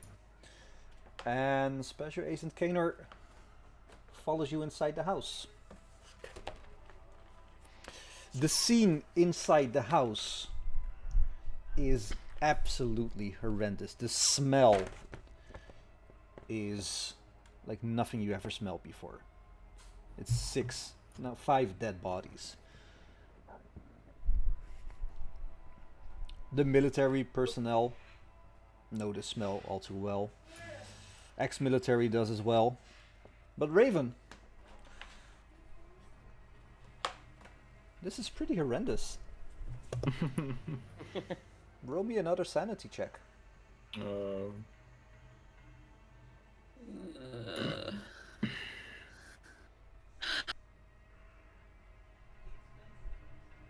32. Under, right? 75. All right. Again, you're like, but you keep it together. You hold it together, and you all walk in. Can I make notes on where the bodies are while we do that to see if there's anything with like the bodies outside, if there's any symbol or something? Sure. From what you can tell, that there are 5 bodies. They have been haphazardly. They are haphazardly strewn about, like they were running away. The thing that catches your attention is that there is one shot that has been made into the stove, 1970s green tan, and it was struck by buckshot. And as you look closer, you can see that the old clock inside it is stopped at 2:28:13 p.m.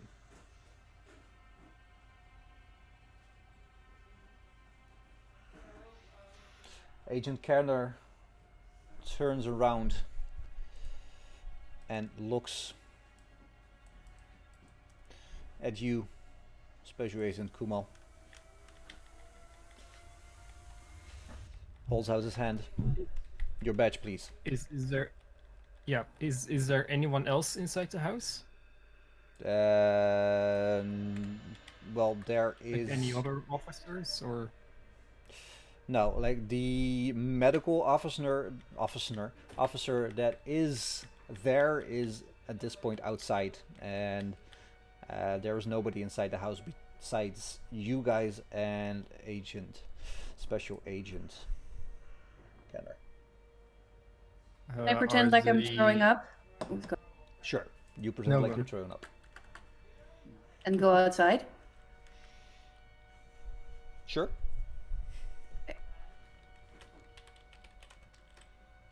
Are the curtains closed? Or if not, I will go. If not, I will like go into a room like on the other side of the house, like where there are no curtains, or not looking towards any news cameras. All right.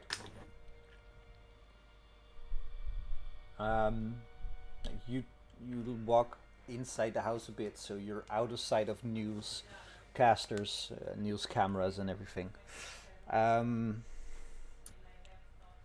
Bit confused, getting more and more angry by the second. Agent Canor follows you.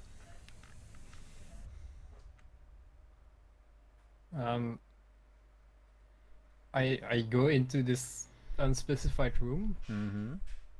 followed by Agent Canor. I'm gonna wait a bit until Agent Woods and what is the other name? Walker have followed me into the room, if they do. And I'm gonna face Agent Canor. Mm-hmm. And I say, I'm sorry, sir. This is for national security. I'm gonna punch him the fuck out. I'm gonna help him as well. I'm gonna grab my handcuffs. And if he goes knocked out, I'm gonna tie him to a chair or something and lock him in the basement. Or in a closet somewhere.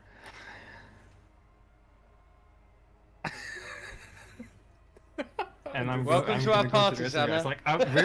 like, we are on damage control right now. Yeah, We need I to get you. contain this. Yeah. All right. Judd Just, fucked up and we need to solve it. just walk me through what's the end game here.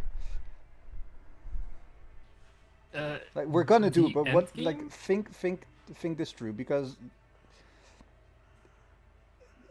we're gonna do it, no problem. I would think that as a military man, you know a losing situation when you see it. Knocking out Exactly. the lead investigator inside the crime scene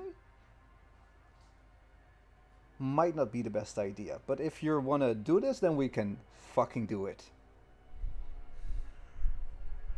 Well, my point of view is like he's about to make the call that will basically get us at least sent away from this crime scene. Like we have, like if we don't do anything about this, we're way past the point of persuading him from doing otherwise.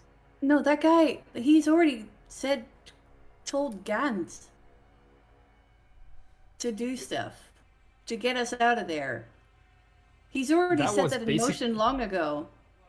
That was basically behind my back. Like I was walking into the Okay. door. Him talking to Gant is like outside of my scope of vision. Okay. Fair enough. I love it when developers But, talk about like- scope.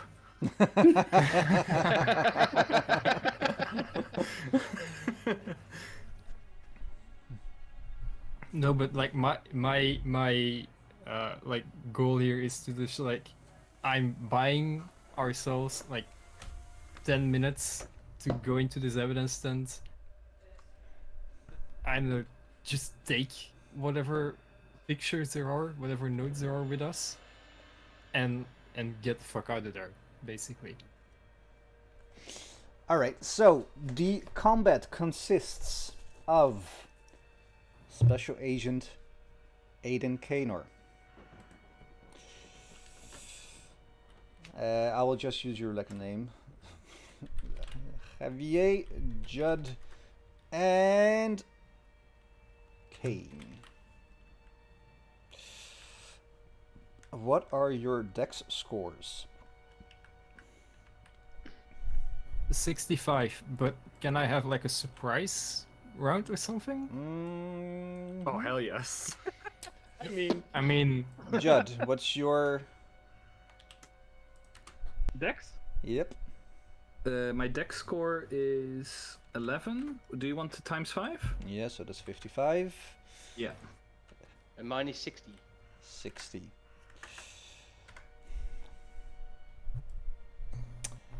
Alright, so we're gonna do this. Judd, give me an unarmed attack. me, right? Yep. Oh, sorry. Is that just a pure strength roll? Or No, you should have unarmed attack on your unarmed combat. Sorry. I don't. I'm sure you do because you had it last week. It's an applicable skill set. Wait. Yes. You have to beat a 40 or under 40 for you. Under 40? Yep. Oh yeah. It's a it's a skill, right? Yeah. 5. Nice. All right. You hit him. Roll damage. I don't know how much that is. Okay. D6, D8?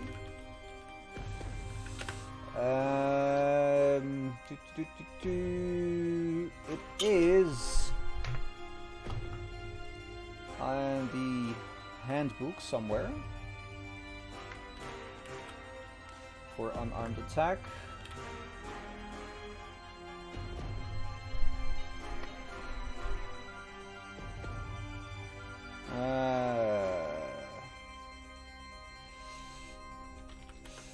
Fists.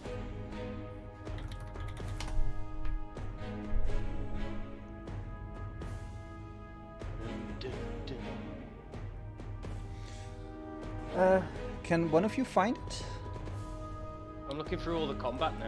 It's just melee attack, What? suppression, kill radius. What do we need to find? Sorry, I was The looking at damage something else. for a fist.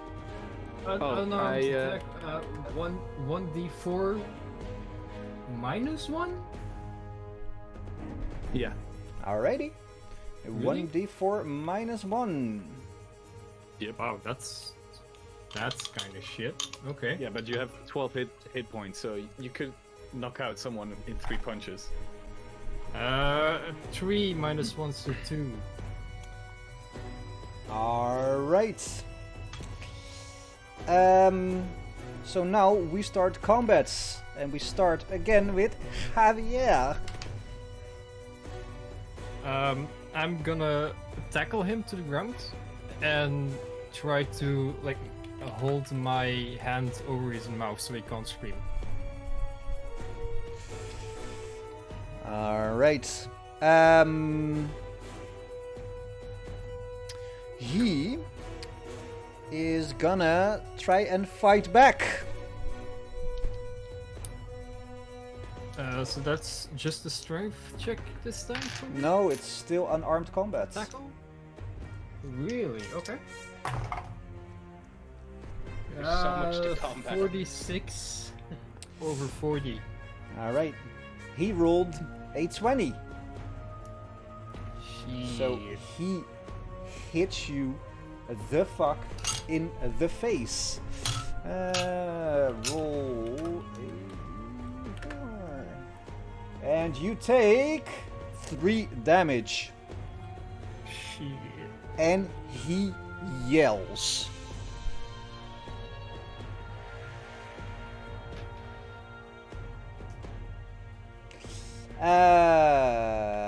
Next up, Agent Kane. I cast silence. I'm gonna pistol whip him. All right. Oh. That's a melee weapon attack. Do my roll, 31. All right. Which with my melee. Where is it? 30! Ah, for fuck's sake. Missed it by 1. You missed it by 1. So, while he is dodging and weaving with Javier, you try to pistol whip him and just miss him. Judd. Fuck my grab- life. I grab my Sorry. pistol. I grab my pistol, aim it at him, and I say, "Are you a military man, special agent? You know what happens next." He looks at you and reaches for his own pistol. Like he is fighting Javier, sees you in the corner of his eye, grabbing your gun, and he reaches for his own gun. Javier, what do you do? He's doing a lot in one turn. Well, the only thing he did was fight back. He hit Javier, sees you, and his fist just moves towards his gun. He hasn't taken it out yet, it just moves toward his gun. Javier, what do you do? I go to grab his arms so that he can't reach for the gun. Alright, so that would be pinning the opponent. Or...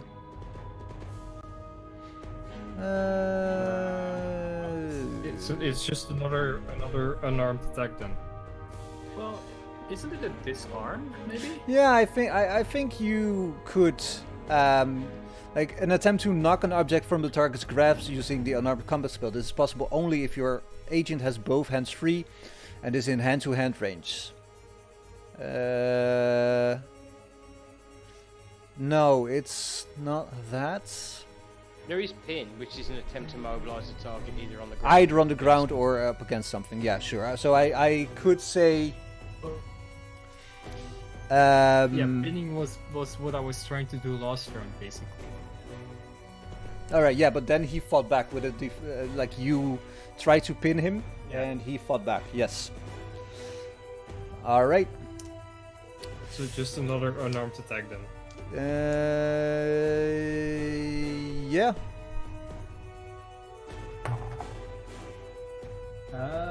6. All right. what does he do? Yeah. Oh! Rolled a 2! Fuck off. Oh, fuck off. He again fights back and hits you. Let's say he just tries to kick you, and you take 4 damage. And I know you're thinking, Hold on. what happens is 1d4 minus 1? Not for Yes. Special Agent Caden Canor.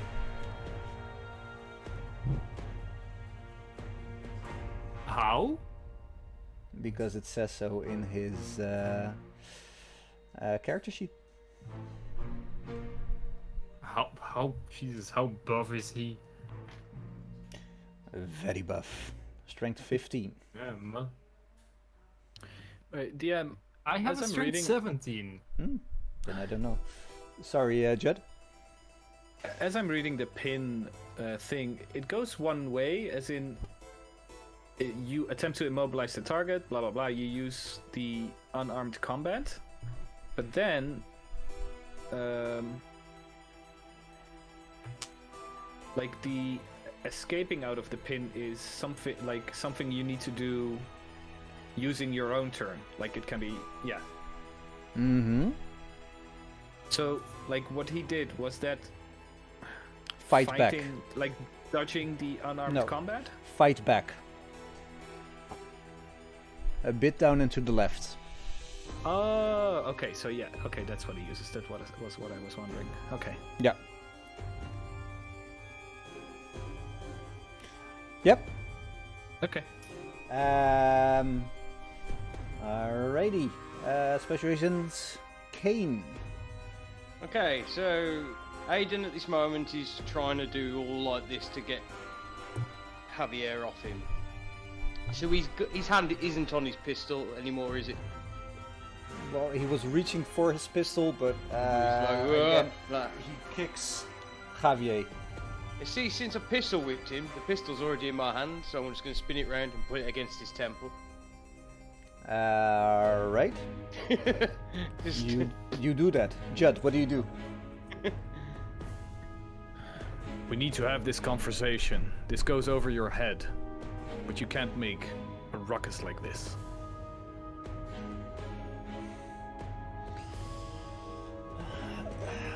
With one gun to his head, another pointed at his face, he, breathing heavily, looking angry at all of you, holds up his hands. Raven, what are you doing? I was outside pretending I was heaving while looking for Gant Mm-hmm. Well, you see Gans. to keep him away. You To see... keep him away from the house. All right. So I was Yeah, to keep him away from the house. So you were?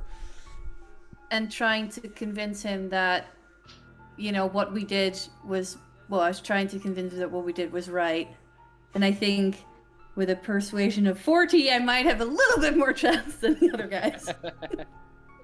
Definitely. You can certainly try. Okay. What's your alertness? It's 20, so it's very low. You hear a ruckus going on inside.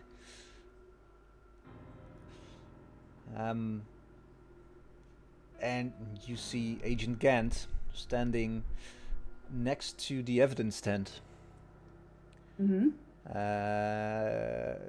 looking at his phone. Okay. So I go over to Agent Gant Mm-hmm.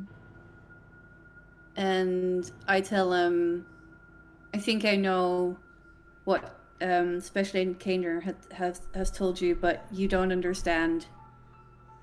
We needed to change that number to make sure that it didn't broadcast. Because if that number gets broadcast and it falls into the wrong hands, like this life as we know it could all be over. Roll me a persuade.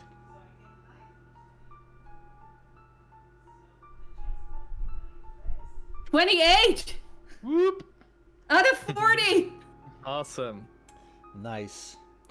He looks at you and says, "Oh, Special Agent Morgan, like I can understand that you are changing the number if it's a matter of national security, but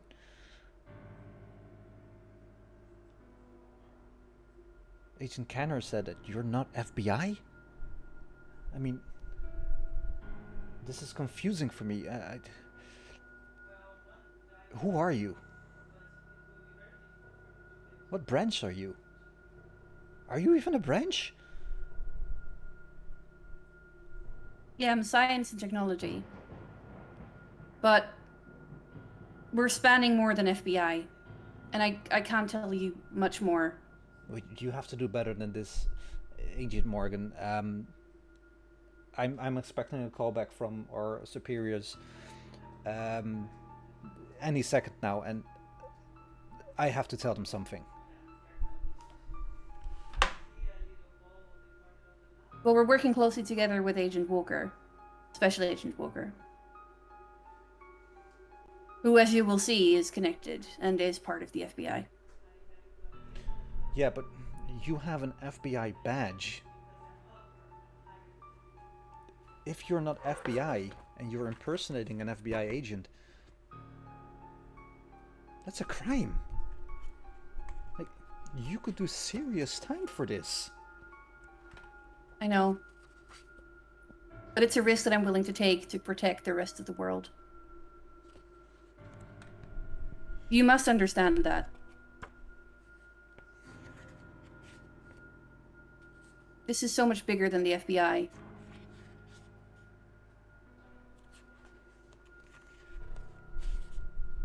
How big? I mean, you gotta tell me something here.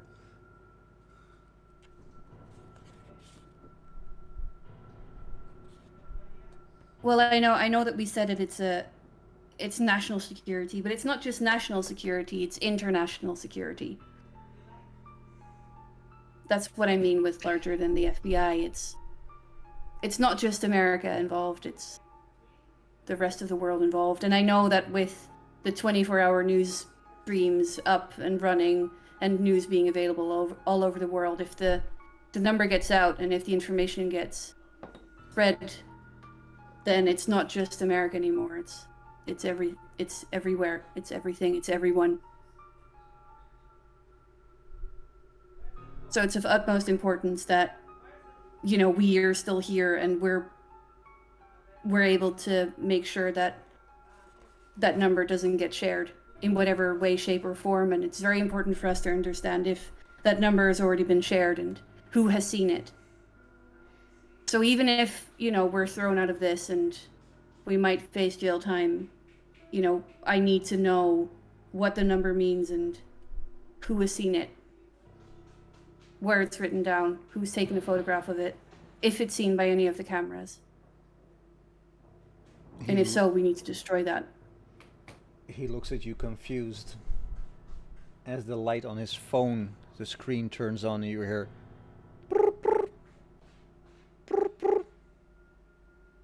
Back inside the house,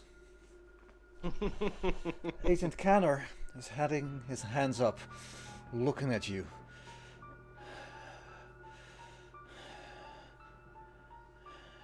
What do you do?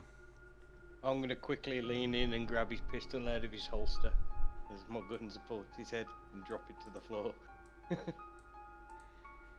Accidental discharge. Critical fail and you shoot yourself in the eyeball. All right. You grab his gun from his holster. I've, Yes, Javier. Sorry, I was just about to say I looked up how the damage works. I think I figured it out. Ah, okay. Tell me. For as far as I can tell, it's the base unarmed damage is 1d4 minus 1, but then there is bonuses you get from strength. 13 to 16 is plus 1 again, so that's why Agent Kane would get 1d4. Yeah. 17 to 18 is plus 2, so I would get a plus 2. Alright, so you did... So he would take... I did 3, that became 2, so it would become 4. Yeah, alright. Alright. I will change it. There you go. It's changed. Blood gushing down his face from his broken nose. Righty. What do you do?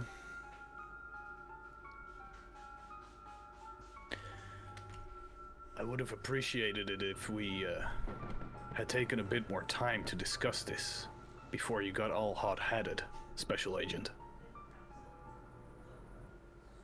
Oh, Special Agents? I would have appreciated if you didn't went around telling FBI agents that we are not FBI while we are pretending to be FBI.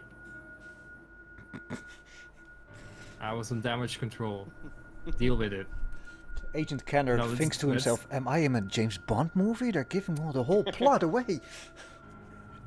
Let's get this man down in the basement. Let's get him locked up. I'm sorry, Special Agent Canor, for this. Truly, I am. But this is really a matter of national security. This is no joke. We won't harm you any further, but you cannot also interfere with our operation any further.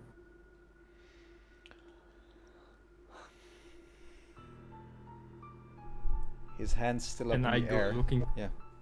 Well, you go looking for. I go looking for one, the basement. If there isn't one, the bathroom, and a rope or. Well, I'm gonna pull out my cuffs. Assume he.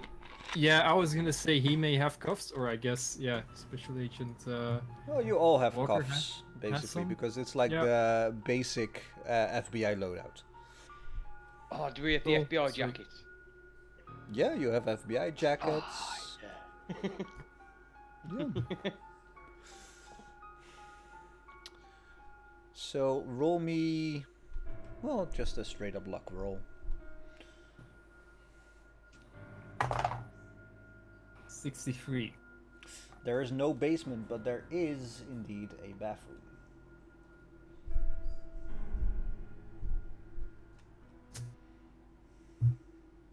Yep. So I go get the rest and tell them to lock him up here, and also to get some shirt or something in his mouth so that he won't scream anymore.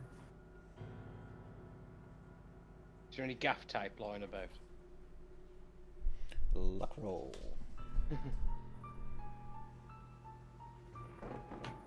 68. Yeah. You look around and like this is a tense situation and you know that time is of the essence. You don't have time to check every nook and cranny of this house and every drawer and every cabinet. You just have what you have at this moment.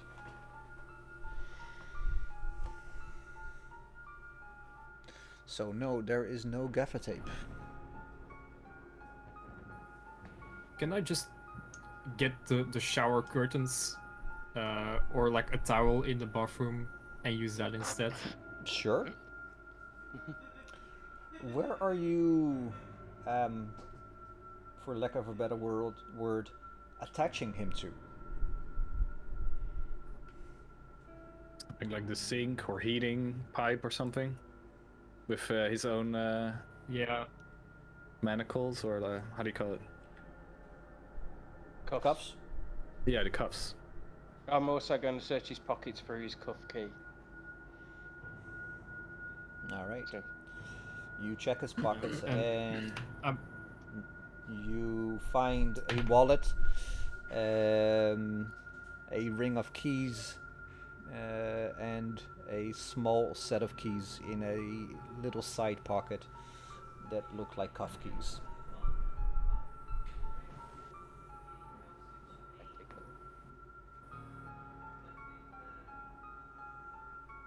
So we Yeah. attach him to Yep. like a sink or Like the towel rail.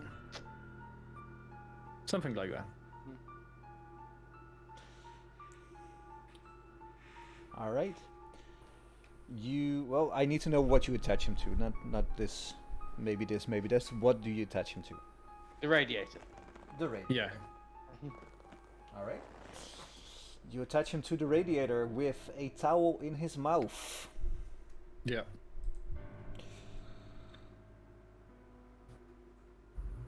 All right. What now?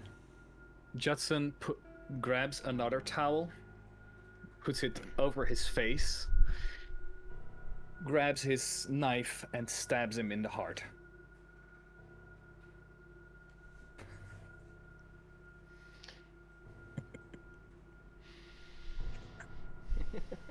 Walker, you're FBI. Nobody can know what is going on. We need to take care of that number. And I fucked up, but I solved it. And we need to move on quick.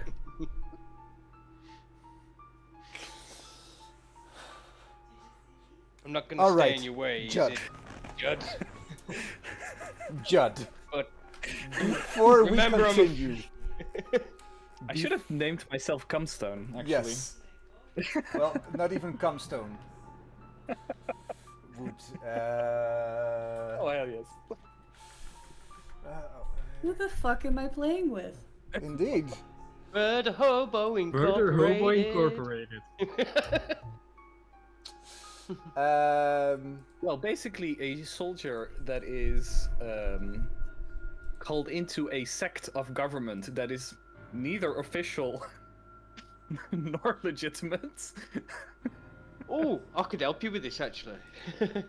So after you've stabbed him in the face, I grab the knife and start slicing at my arms. No, don't do Like it. that. Just slice there. Self-defense. No, we're not. We're just gonna Self-defense walk while he was locked up changed to the radiator in the bathroom. They know my name and you've got fake identities, I don't. away. Yeah, but we need to get out of this building without them noticing. That's the point. I need to do something No, no. before when this is happening because I need to do something. Well, first, all of you who are present in this room,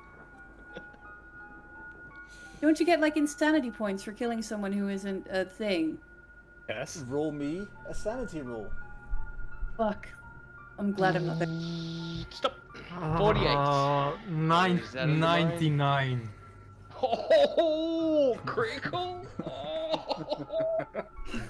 That's It's critical. like minus Wait, 10 does- or Does everyone have to do this? Because there's different different roles for when you do it and when you witness it, right?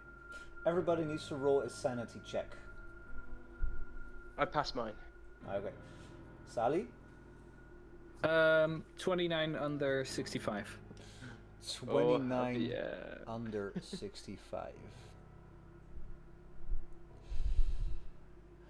Alright. Well, right off the bat, Sal, you take 1 sanity loss. Wait, I succeeded, right? Yes, you take 1 sanity loss. Oh, okay.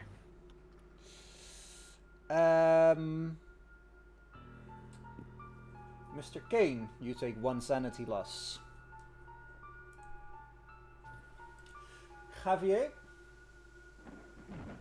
you take 5 sanity loss. Oh, I was expecting worse. Thank you. Yeah.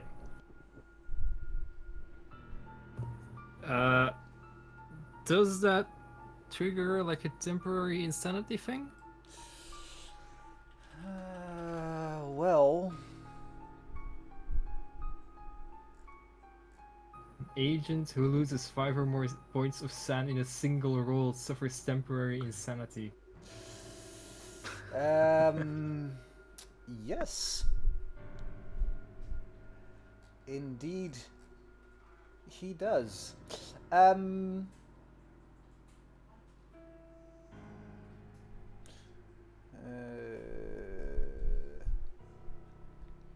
All right.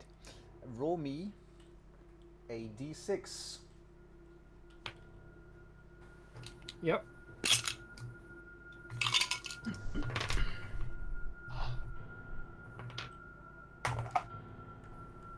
Five. You fall to the ground, stunned,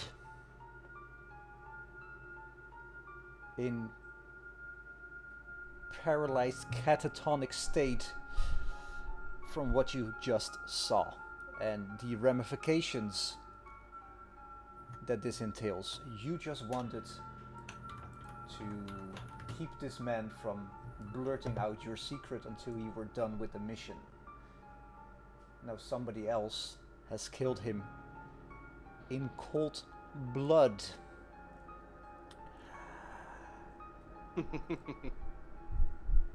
And as Raven is seeing Agent Gant press the green button on his phone for picking up the call that he is getting,